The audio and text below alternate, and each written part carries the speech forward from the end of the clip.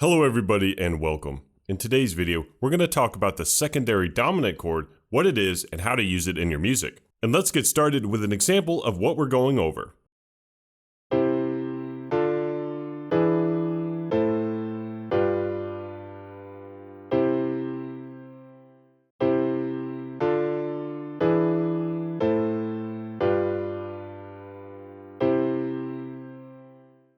To talk about what a secondary dominant chord is, we first need to talk about a dominant chord. This is the key of C major and the 7 chords contained within the key. Each of these chords have a function in a chord progression, but today we're only concerned with 2 in particular. The one chord, C major, which is also called the tonic chord. The other chord is the 5 chord, which can also be called a dominant 7 chord. And a dominant 7 chord always wants to resolve to the tonic 1 chord. Here's a chord progression example, and pay particular attention to how the dominant tonic resolution sounds.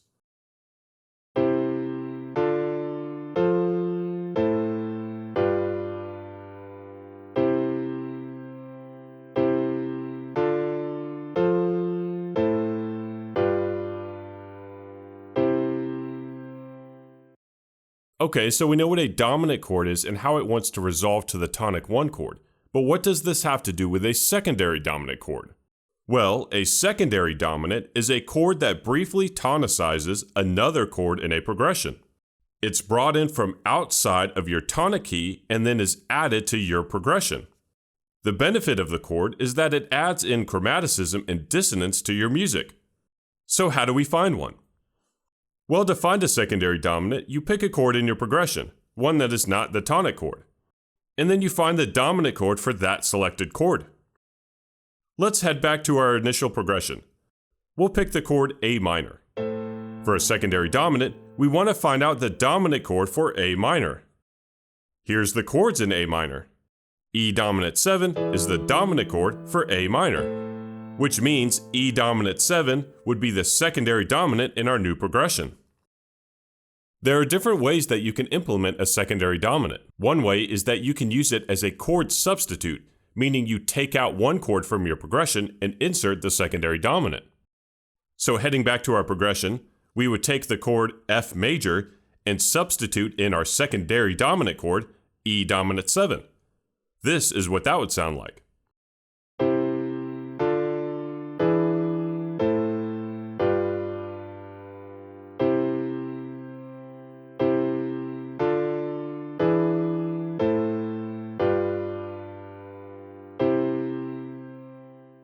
Another way to use the secondary dominant is to keep all the existing chords in your progression, but then add in the secondary dominant. This is what I call a pickup chord. We still place the E dominant 7 in front of A minor, but now it gives our progression a different feel.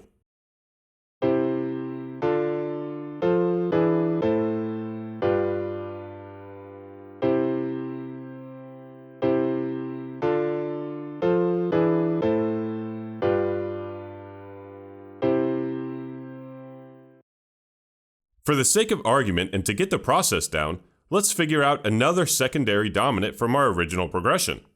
In this one, let's take the dominant chord G7.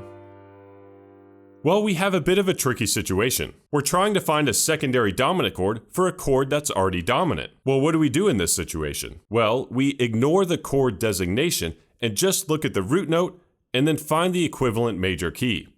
In our case, the root note of a G dominant 7 chord is the note G. So we can look at the chords of G major to figure out the secondary dominant. And here are the chords of G major. D dominant 7 is our dominant chord. Heading back to our original progression, we can swap out the A minor and plug in a D dominant 7 chord. Here's what that would sound like.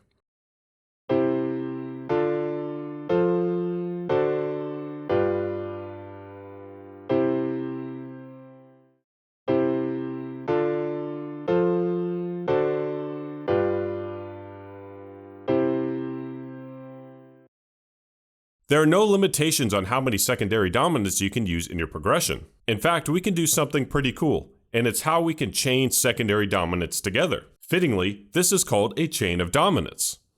Alright, so this was our last example. We had implemented the D dominant 7 chord for our secondary dominant of G7? Well, we can use another secondary dominant for D7. That secondary dominant is A dominant 7. Now we have two secondary dominants in our progression. This is what that sounds like.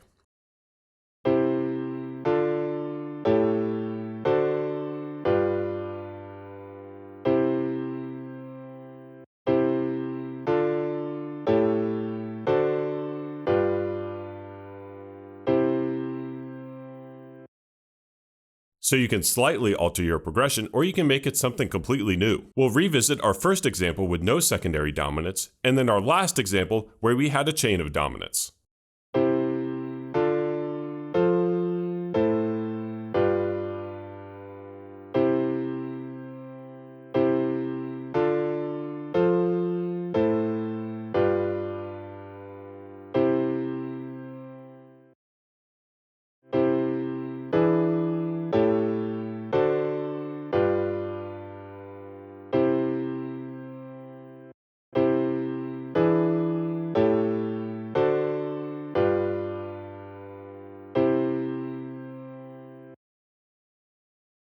I saved this section for last for those of you who want some more music theory, and it's how a secondary dominant actually works.